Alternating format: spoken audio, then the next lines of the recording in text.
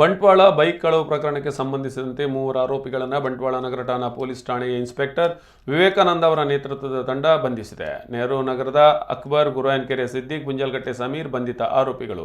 ಇತ್ತೀಚೆಗೆ ಬಂಟ್ವಾಳ ನಗರ ಪೊಲೀಸ್ ಠಾಣಾ ವ್ಯಾಪ್ತಿಯಲ್ಲಿ 2 ಬೈಕ್ ಕಳವು ಮಾಡಿದ ಪ್ರಕರಣದಲ್ಲಿ ಈ ಮೂವರು ಆರೋಪಿಗಳನ್ನು ಬಂಧಿಸಲಾಗಿದೆ. ಬಂಟ್ವಾಳ ಸಮೀಪದ ಮಾಣಿಹಾಳ ಎಂಬಲ್ಲಿ ರಸ್ತೆ ಬದಿಯಲ್ಲಿ ನಿಲ್ಲಿಸಲಾಗಿದ್ದ ಬೈಕ್ ಮತ್ತು ಪಿಸಿ ರೋಡ್ ರೈಲ್ವೆ ನಿಲ್ದಾಣದಲ್ಲಿ ನಿಲ್ಲಿಸಿದ್ದ ಬೈಕ್ಗಳ ಕಳ್ಳತನ ನಡೆದಿದ್ದು, ಬಂಟ್ವಾಳ ನಗರ ಪೊಲೀಸ್ ಠಾಣೆಯಲ್ಲಿ ಪ್ರಕರಣ ದಾಖಲಾಗಿತ್ತು.